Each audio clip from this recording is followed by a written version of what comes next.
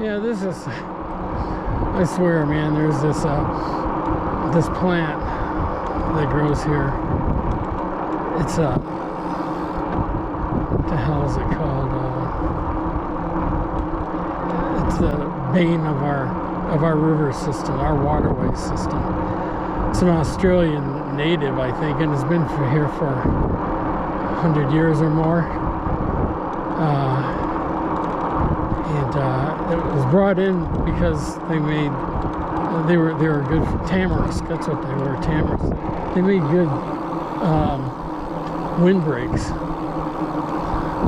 So they thought they would, so they imported them, and now I don't know, this other thing that grows, salt cedar or whatever, they're the same family, and like right there, that's what that is.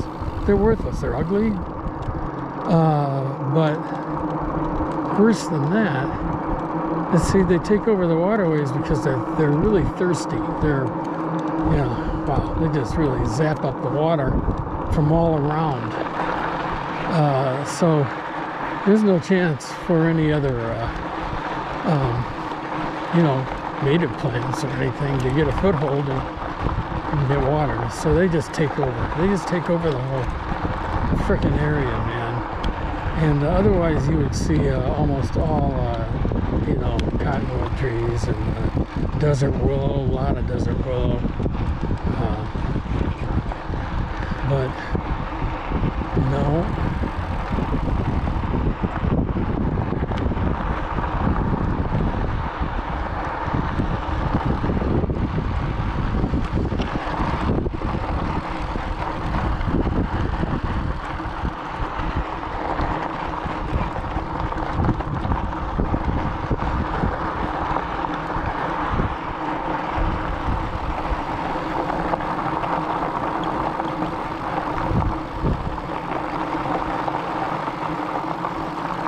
Kane Creek, right down there. Whoop! Oh, shit. I turn my seat when I turn my body. Hate when I do that. That's what I gotta do, though. Okay. So that's down there, and then we'll be rising above it.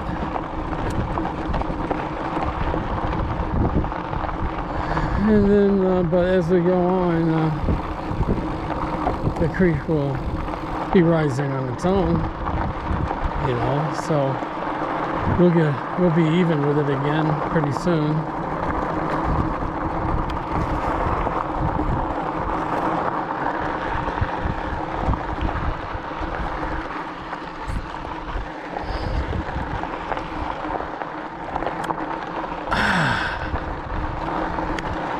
Yummy, yummy, yummy. Nothing like some good old ice water. Okay. So, what else was I saying here? Well, that was, yeah. So, all of these bushes down there.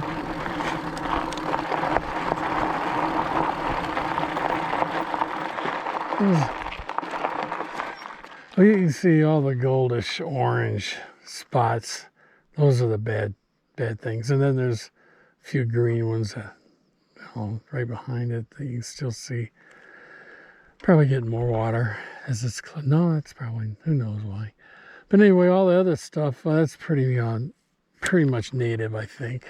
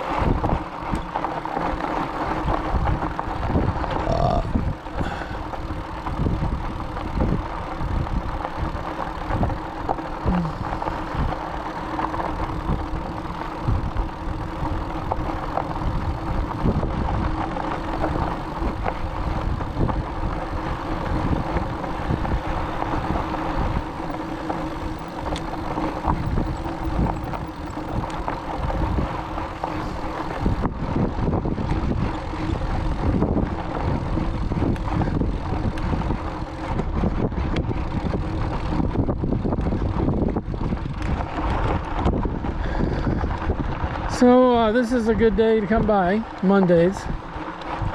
Okay, I know it was crazy with the weekend traffic, with ATVs, 4x4s, all that kind of shit come through here. Popular road.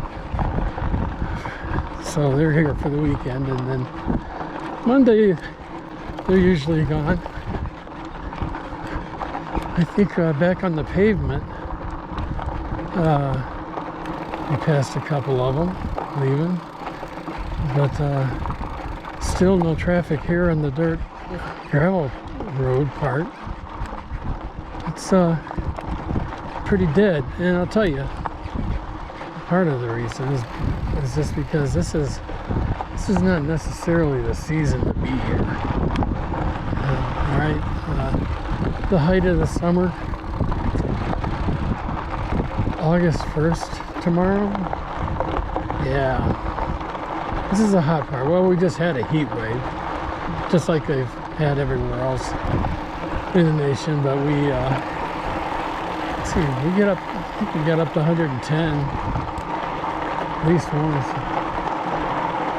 and it was a good stretch of really hot. So this is not a good place to be. If you really got a hankering, you come out here on the weekends, I guess, when there'll be other people around, and you know, somewhat semblance of safety maybe. But, out here on a Monday at this time, pretty desolate. I mean, the more I talk, the more I describe it as being like desolate. This is because I'm actually surprised, and I'm realizing myself, oh yeah, this is the middle of summer, this is what it's like. I mean, most of the things that come through here, you know, they're toys, they're not air conditioned. I mean, there could be some, you know, trucks that have sealed in with air conditioning and shit, but majority of the traffic through here, there's none of that crap going on. So what it is what you get, and it is hot.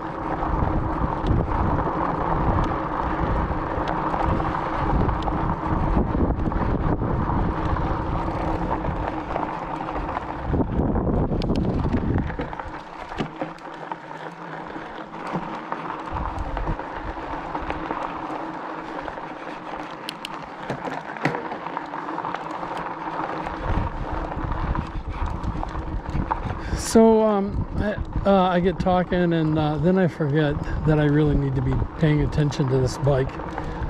This bike has special needs. It's very powerful.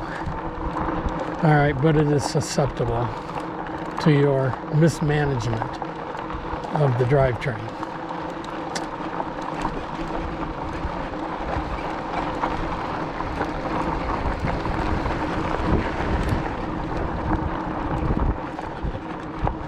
And the most likely cause of that is when I'm in a, you know, a little higher here. All right, just maybe where it's supposed to be when it's flat, and then gradually starts going uphill, and you find yourself well, you don't even find yourself doing it, you just do it naturally. You goose it a little bit of throttle, just ever so little bit, so you don't notice it. Anyway, next thing you know, you've been going up fairly steeper than what you started out at when it started rising, and you're doing it no problem. You know, you're making it all right, but the thing is, then you realize, oh man, I know I'm in that higher gear that I was in on the flat ground. And sure enough, you try it out, and yeah, you were in that high gear. You should be in the low gear, and that's not good. That's putting more power, putting a lot of stress on the motor, unnecessary stress. They like to run fast and cool, you know. And when they're working and they're slowing down, generating a lot of heat. It's not good for the motor. And I've already destroyed a part of my motor where I had to get a replacement part because of that. Broke one of the main screw shaft or whatever, geared shaft. Had to order another one of those and put it in. So that was my own fault. I mean, my other bike I've had for 4 or 5 years, and it's got the same motor, but it doesn't have the power mod that I gave this one. But I could still overload it. I mean, I can still make it get, you know, it's just going up hills with in the high gear. And the other bike is a 3-speed, so it's real easy to do that. And that's putting the same kind of pressure on the stress on the motor.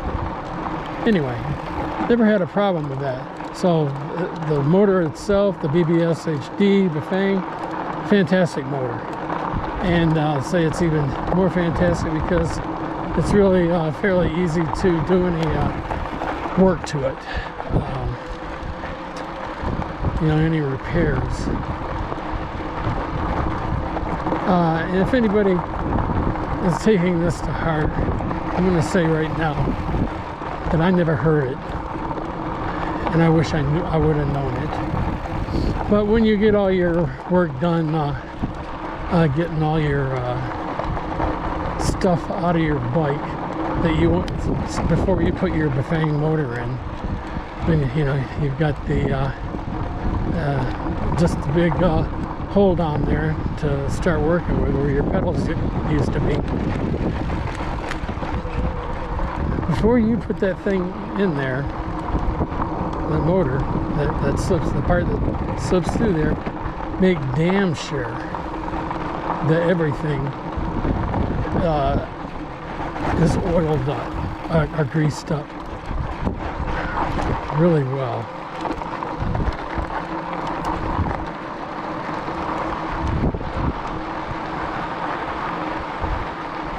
Now you're gonna be tightening that SOB up almost infinitely. I mean, some really high pounds of pressure cinching down on both sides of that thing, the screws in that. But you want everything to be greased where they're all in contact. You know, you want that.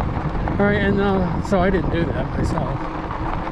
So then what happened was that when I did, at least with the motor that's in this bike, when I did have to take it apart and replace something, well, put it this way, I was totally unable to get it apart from my bike. There's no way. I couldn't get it out of there again. It was frozen there, you know, locked in there tight. It wasn't gonna budge, man. Anything that I needed to do to that thing for repair, anything, I better damn well be able to do it without removing that from the bike. And fact is, I was able to do that, but the job was harder. It was so hard to get to everything. It was so hard to use tools, or you know, any kind of electric or hand tools is all very difficult to use down there, rather than having it up on a bench. So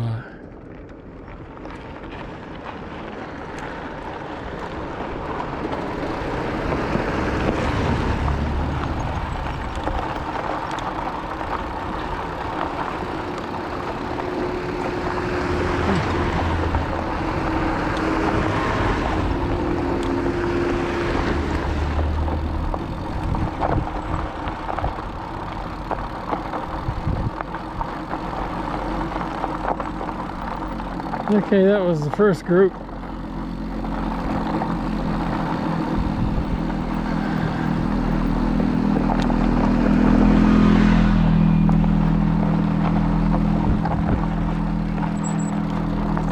I like his didn't kick up any dirt.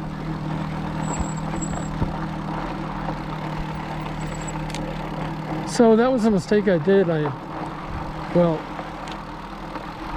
maybe I got wise. This is the original one that I did it, that I built the e-bike with. So the other one I did later, and maybe for some reason I might have done that, greased it up. I won't know until I have to bust into it again. And you know, if nothing is going wrong, you know, and you're not having any problems, you might not have to bust into that, except for the one side, the right side here, where that cover comes off right next to the controller, and that comes off pretty easy. And you get in there, and then you can really grease it up in there. Maybe clean up all the old grease best you can, and then add some fresh grease, good grease. All right. So, which I did do. I did it at the same time I was working on this one, right around the same time. I decided, well, I'm going to do that. Oh, you know what? I had to do that because I did have to do a repair on that, but it was pretty minor. It was this little ring that goes in on that side under that cover. I had to replace that. It broke. Maybe on one of my accidents, because I had a couple of real good smashers with that road bike, and I could have, the shock very likely broke that thing. And anyway, so I had to replace that. It was no big deal. And while I was in there, I did what I did read about many times, is when you get these motors from China, you know, they just put the minimal amount of grease in there. And when you open this cover up and look in there, you see you got a humongous cavity in there where you can get a lot of grease. So there's no need in being shy with that, you know, stingy. Just, you know, just spread it on in there, which is what I did. I cleaned it out of the old shit and put a really heavy coating of grease all along in that cavity and on the gears before I slapped it together. And now I know I'm going to be good, because I'm not going to abuse the motor, because I know how to use it now without abusing it. And I've got it well greased. So I expect nothing to happen to this thing for a long time. Well over 5 years. Oh, yes. And after I did the repair on this, I re-greased that as well, under that cover on the right side.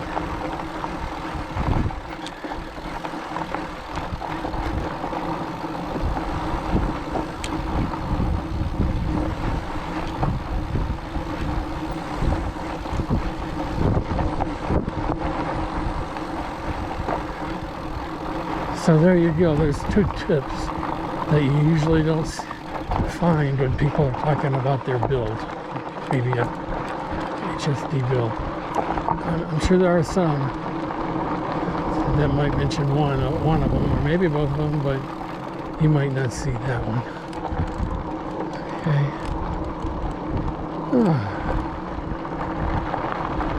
So we passed a little spring back there somewhere. It was hidden. I didn't talk anything about what we passed. Oh well. No big deal. But if a person was out of water and really thirsty, oh, and key point, they noticed that there is a spring there, because it's very well hidden. It could be a lifesaver. Well, you know, parts of this creek down there might have water in it, but then it's sketchy water. There's no water down there now, because you know what? It goes under the ground, back up and down, up and down, up and over the surface, and down. So, and here it's under. So there's no access, so that could save your life. And yeah, so a little bit of, well, the thing is, those really small microbes or whatever, the dangerous ones that could be in water, that because of the animal life and the cattle and wildlife and stuff, you know, putting their stuff in there and it gets washed down to it, whatever, it's in there, I guess, their fecal matter.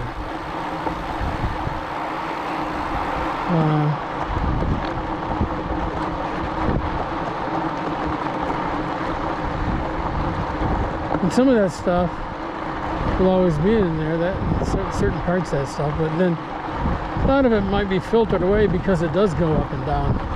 It's going through the sand. It's got a natural filtration system. So that's a curious point as well, how that would affect. I crashed my drone over here. In this tight left turn. I fucked up. It was a pilot error. Absolutely. Luckily I did get it back. Sent it in and got it fixed. I've hardly used it since. And I'd like to, it's just that I got other things that I'm doing that I enjoy. You know, I gotta admit, all right, for two different things, you know, going out and working with the drone or bike riding, which one am I gonna keep cooler at? Well, in this desert heat.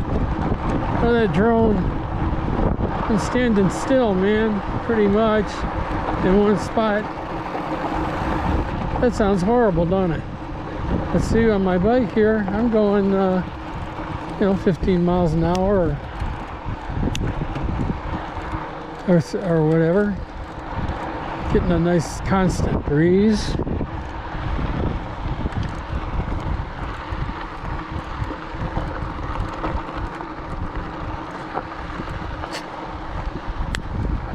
Ooh.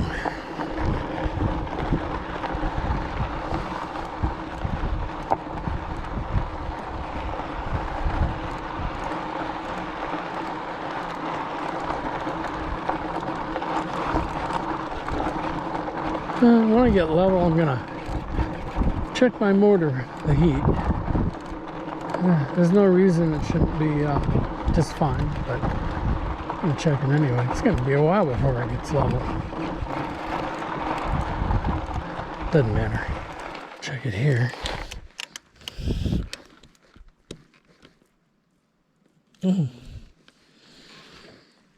Real cool on the left side. Controller.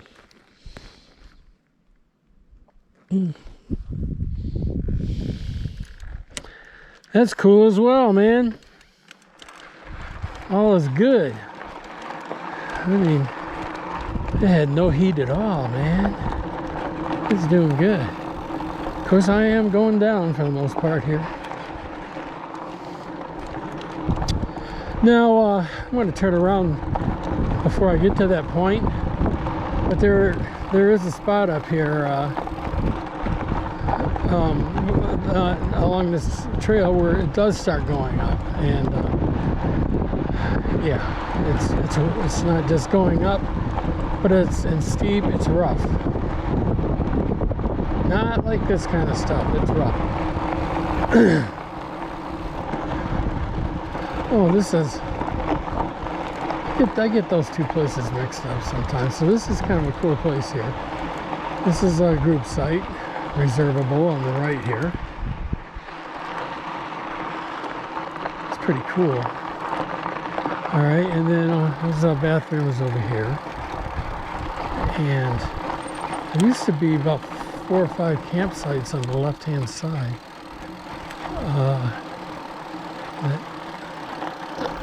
Let's see. Nope.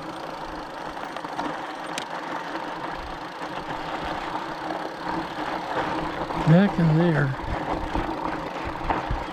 Yeah, these were all campsites.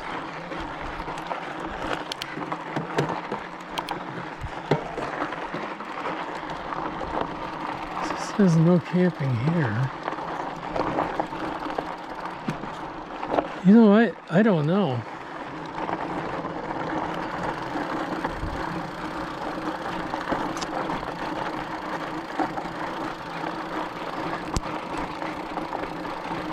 I gotta find out. I am for sure curious. I hope they didn't take the campsites away there. There was very few. There was only like 4 or 5, and it was nice. So small, private, and somewhat private, and I liked it. Never camped there. I walked through there before. Oh, look at this.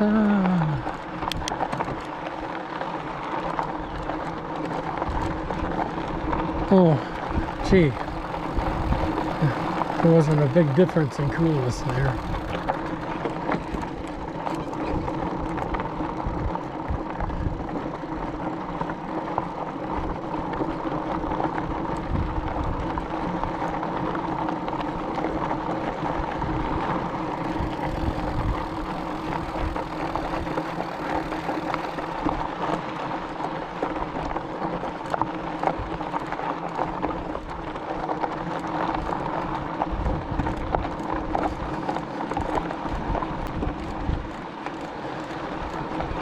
Okay,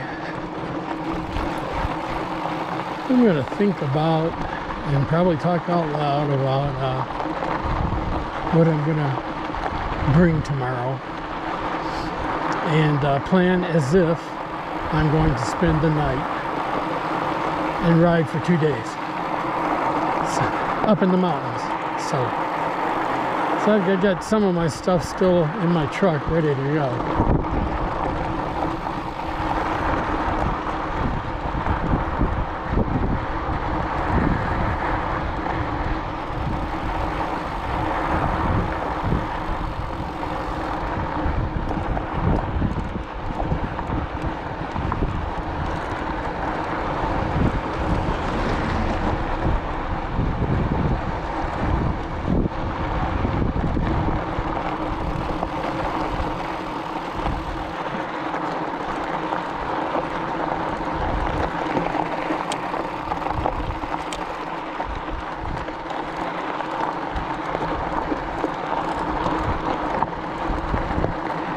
There's a cottonwood. Now see, here's an example of all those orange and dead looking trees all there right there. The orange, light green, yucky patched places. Tamarisk that really sucks and I hate them. And then just beyond it over there in that green patch, those are all willows. And desert willows, and you know, at least they got a foothold.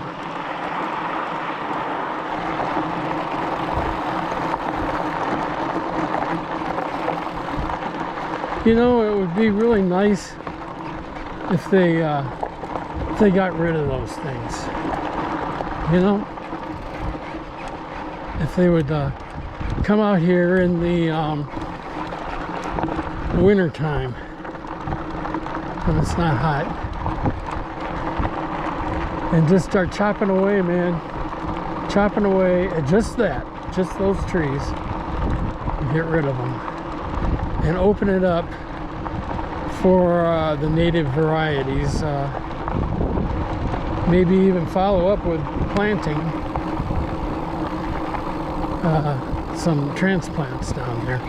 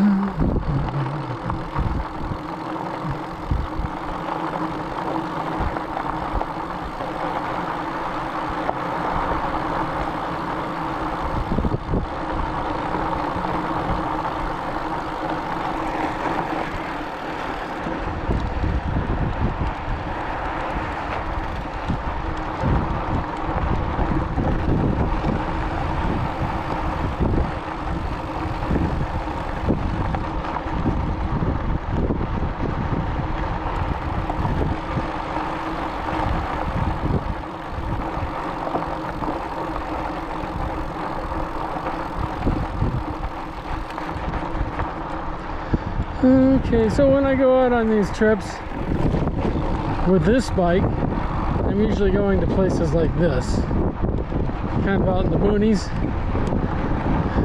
And I got my rear rack bag filled with my second battery. Okay, so I don't have really any room to bring anything, so I have to carry a backpack, but it doesn't have to be a very big one. It's really all it needs to hold is extra water and you know, emergency kit. So I have a really cool backpack that was actually, it was a sling pack thing made for a breakdown rifle that I made into a backpack instead of the single sling that was on it. So so now it fits around my chest, and I can clamp it and over my shoulders. So yeah, it's like a regular backpack now. It's quite comfortable. And what's neat about it is, because of the purpose it was made for, it's very slender and not too long. So it kind of fits there between my shoulder blades just fine. Fits the stuff that I need into it very well, and there's plenty of room to spare, but you know, there's not much else I would want to put in it except for maybe a snack or something like that. This has got water and emergency first aid type stuff, and a battery operated air pump.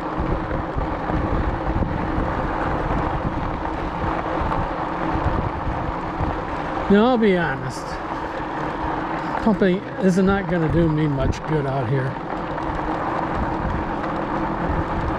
Probably.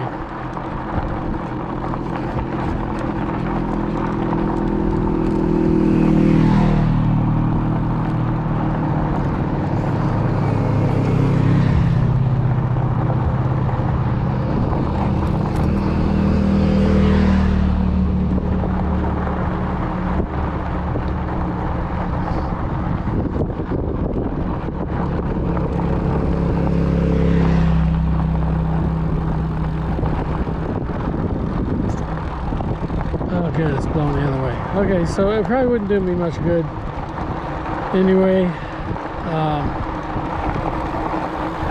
Those are my last words talking about, oh no,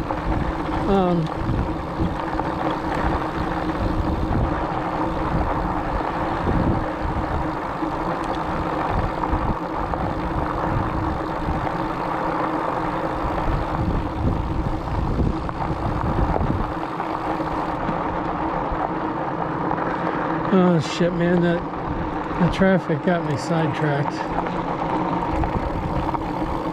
I forgot what I was talking about.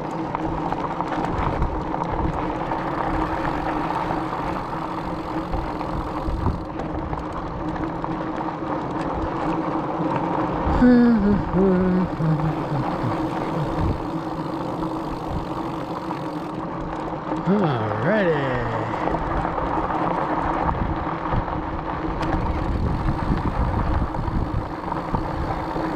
I'm just starting to really understand about how the photo should turn out as far as color. You know, you really kind of notice now, you know, the tint or blue of the blue in the sky, and the clouds, and the silver, you know, and all that, and then wonder now how that's going to turn out in this video, if it's going to look like that. I mean, normal everything just, oh, that all looks good. Yeah, oh, it's sharp. Everything's sharp. Oh, looks good. Color looks all right. Yeah, looks good. But see, it's easy for me to not think about the skyline, because that can give me a real good idea probably on how true the color is being replicated in the video.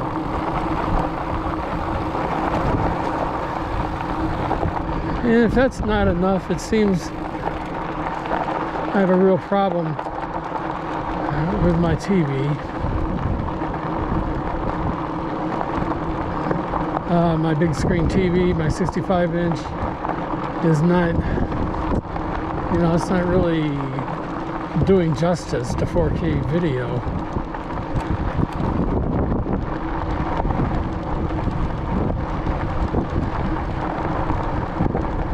I mean, I've asked at least one person, and she's helped me a couple of times. She's determined that on her TV, it's turning out perfect, just really good. And on mine, it's like yuck. So I got to do something about that. You know, if I can't accurately check what's going on when I do my videos by playing it back realistically, then what's the use? So here's the Ledge campground, first one.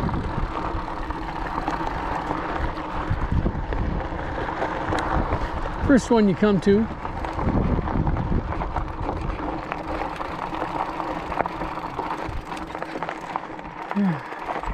Goes down to the creek.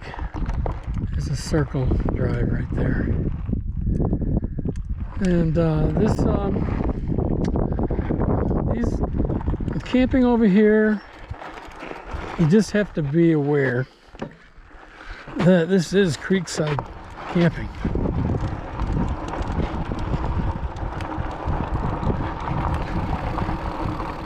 And just depending on the season and maybe the dryness, how fast it gets dry around, who knows, some other factors.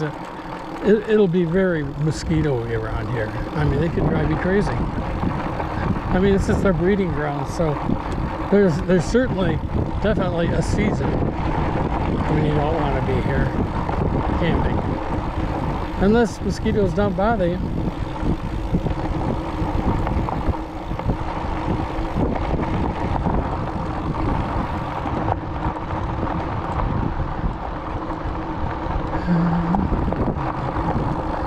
And so there's places to get away from, you know, some of those campsites are right there, right next to the river practically.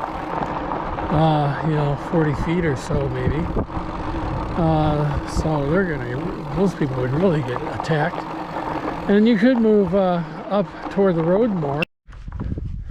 But toward the road more means more noise from the traffic. Because yeah, you don't see any traffic now, but when mosquito season is here, that's the springtime, and that is the high point out here. Springtime is when it is crazy out here, busy, and there's non-stop traffic right here.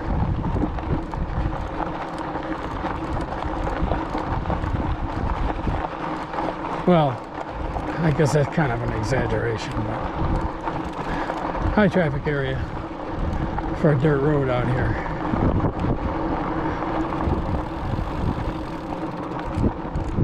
Yeah, I about burnt my fingers on that battery taking it out. Those GoPro batteries, when they get run to the end and stop the GoPro and then you take it out immediately, that son of a bitch is hot.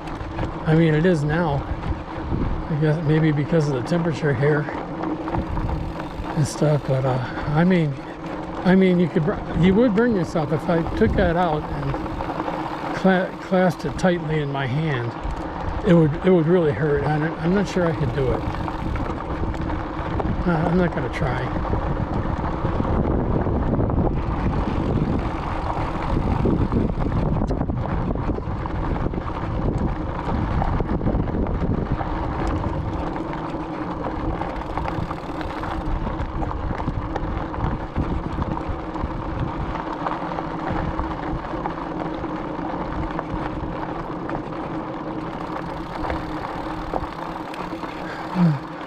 I made a lot of videos of going down this way, and even checking out the campgrounds and that. But I don't think well, if I published them, I didn't make them open to the public.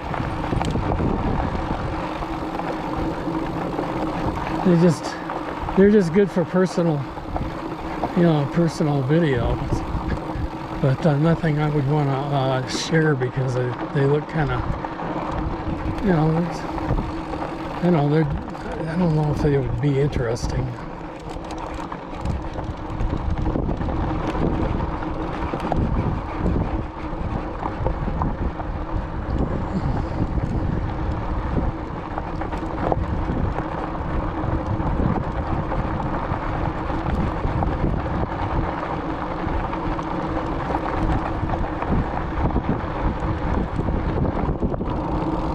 Here's another one.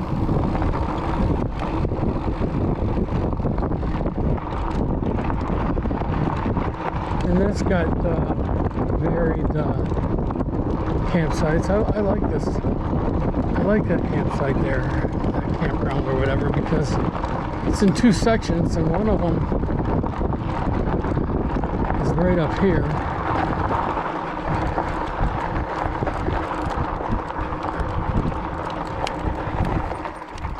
See, if you turn down the driveway that we just passed, it comes through here, and then there's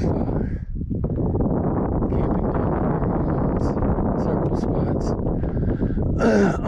What's interesting about over here is, no matter what, if you need some shade, you're gonna find it here. You're gonna find shade if you gotta have it, and the reason being,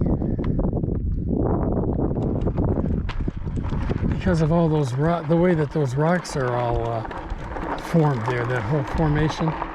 So you can see there's different places where there's shade, and even at the highest part of the sun up there, there'll be some places around there where you can squeeze in there and get in the shade, whether you got to stand up or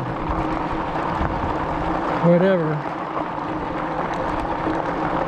But most of them, there'll be spots where you can, just lay down underneath that in the shade. They're all over. So this is really good for that. A lot of the other places, no, man.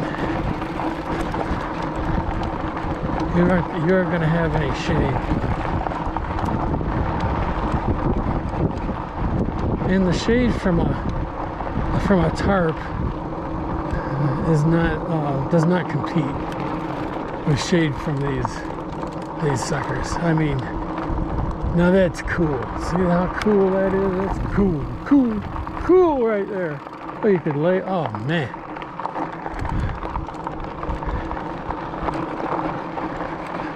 You can see that is appealing to me right now. My enthusiasm. But I don't want to stop. I'm having fun.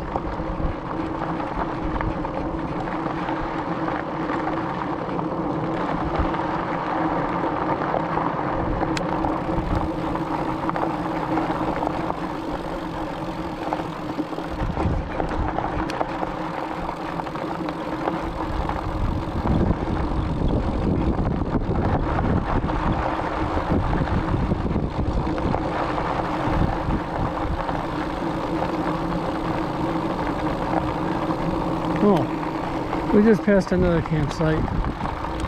This one's a little one, and I don't really care for it. Yeah, you turn in there, turn in over there, and then, I don't know, I think, alright, so there's a table there, and then a table over there, and then where that brown little restroom is, there's one on the other side of that, and that's it. So the only advantage is that one on the end might be nice, and there might even be two over there, I'm not sure. But it's far enough and high enough away from the spring, and then far enough from the traffic up here that it could be a pretty good spot.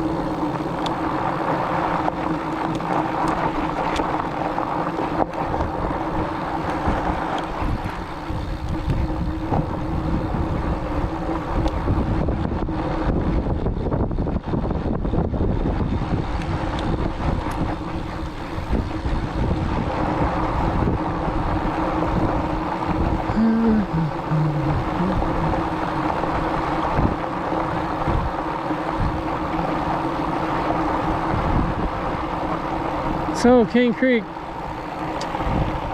this is where it crosses the road up here. We'll go, I guess we'll go that far anyway. We could go further.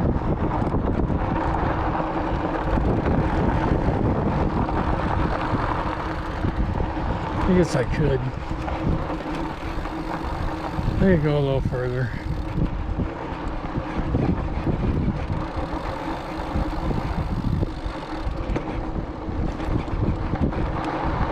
I mean, I've got the, I just remembered something. I remembered what I forgot earlier. I was talking about, I have that pump with me in my backpack. And, but it probably wouldn't do me any good because my tires are all, tubeless. So they've got the glue in them, the stuff, the sealant. And you know, if I get thorns and stuff like that, that's gonna fix it. I'm not even gonna probably know that I hit anything, you know. But anything that I would need a pump for, that would make a hole big enough for that, I'm doomed. I'm doomed. The pump ain't gonna help me. Anything that big ain't gonna be plugged by that sealant. So the answer is to carry a tube, of course, and the tools to change it. And then who's going to want to do that in this kind of heat? Group site reservation only. So this is site camp, whatever. And it's a group campsite. We're almost at the end of where we're going to go.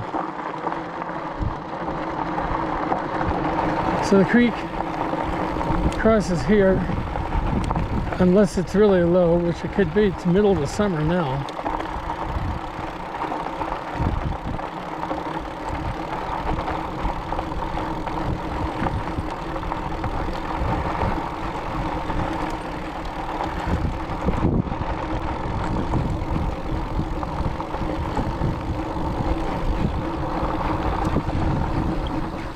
Yep, I've often went around this. This is, yeah, man, I got some good footage of this somewhere, I bet, that I haven't seen or worked with.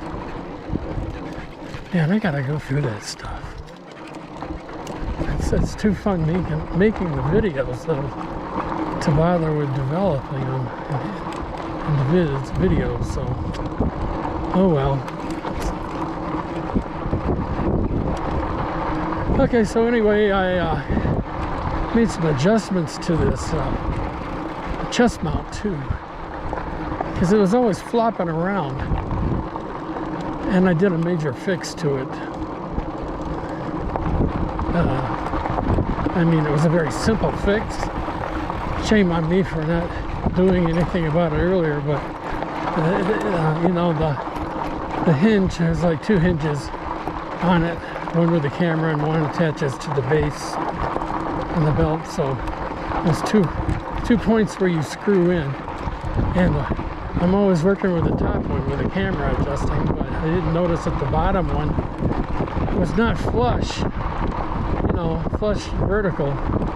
It was kind of angled out a little bit, so making the camera go out a little bit and giving the whole thing more bounce forward, up and down. So it's like, man, let me fix that. So I did it, and holy shit, man, I can feel the difference. Everything is much tighter. It feels good.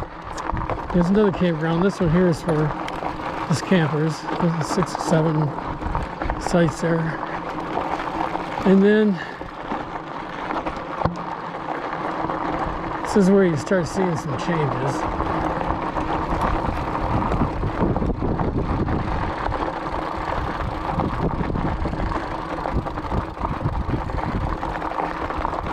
Well, basically what's happening here is I got to get out of the way because somebody's coming.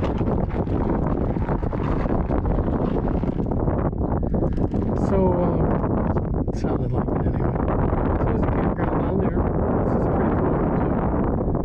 there's a group site over there. Oh no, over here, that is the group site. And the individual campsites around there. They got a really nice pavilion, man. That's awesome. It's a fantastic group site. There's a day use parking right over there. I'm gonna go to. This is where people can park, take off their razors or whatnot, and then they can go riding up. Well, they're gonna end up somewhere out that way, up above that. That's the next thing, is to get up there and cross that to get down to some other cool stuff and see the river and stuff like that. Also, right where that parking area is, there's a road that goes to the left, goes down that valley, and that's Kane Creek. It runs into Kane Creek again down there. So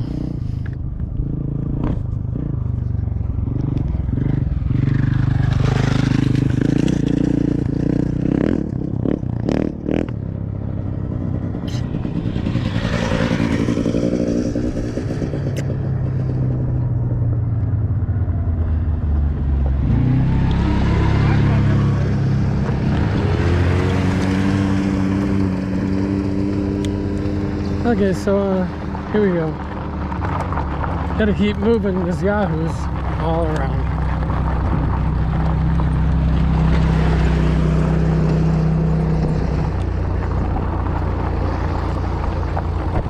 So it's also a congregating point over there.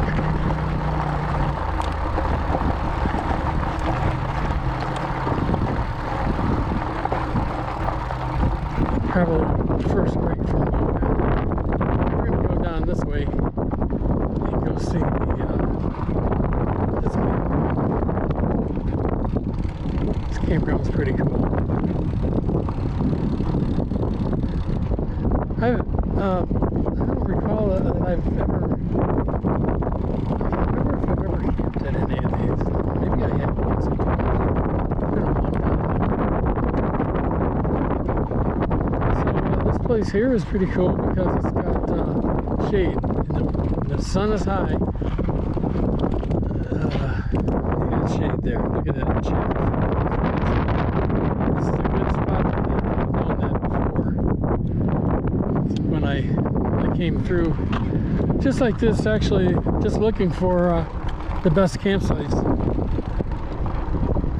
You know what? Oh, it is. It's campsite 1. So it is its own campsite.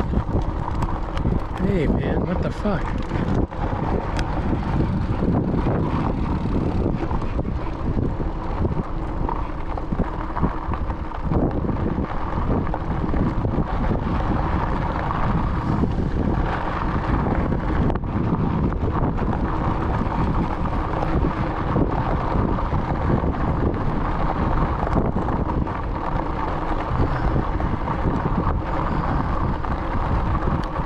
Okay, so this is pretty much what it's all about here. Sites 3 to 5 over there, and sites 6 to 8, I think, over there. And this is site 2. So I don't know why they closed this off for camping. It's just one less place that they've got to spend their time with, I guess.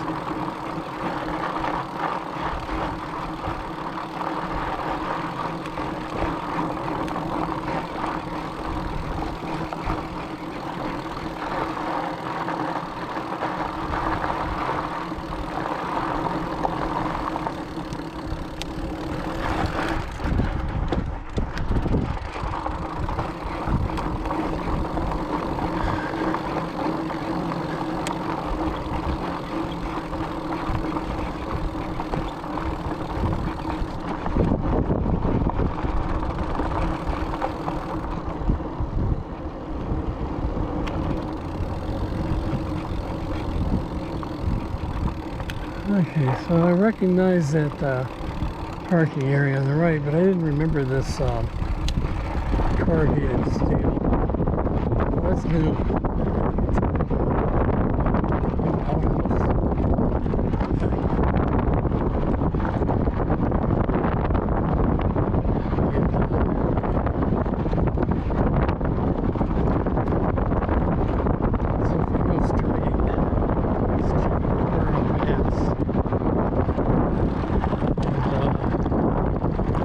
go this way. Kane Creek.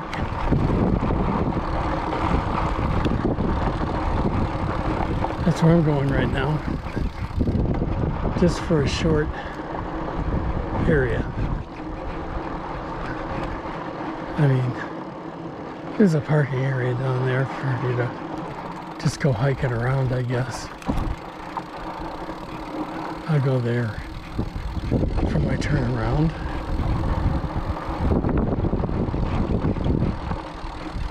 So that, you know, the sun's high in the sky here, just in a note, and it's really bright. I think a 32 would be fine. Certainly a 16 filter, if I have. So, I do need to get some more filters. I need to get that, well, see, another thing to buy, not the filters, the new GoPro 12 that I want to get.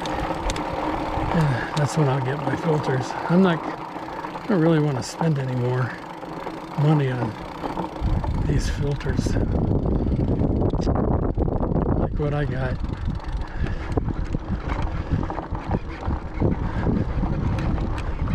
Actually, I'm going to look on Amazon.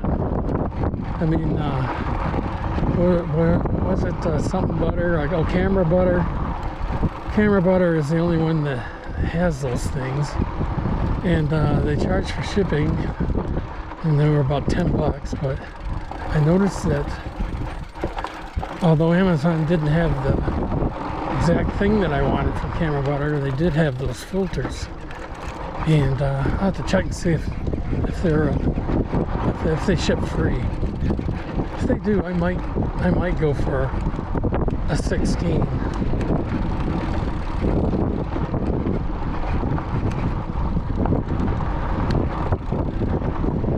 I'll tell you, man, I'd like to get an 8 too.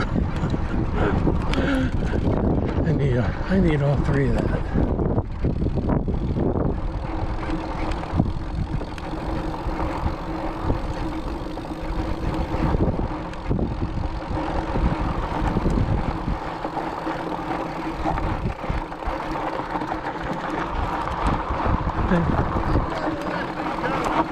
What's that? How far will that go? About 50 or 60 miles. Oh, no kidding. Yeah, I've got extra batteries on it and stuff like that. So What kind is it? I made it. I built it. Wow! Yeah. It's pretty powerful. Thanks, man.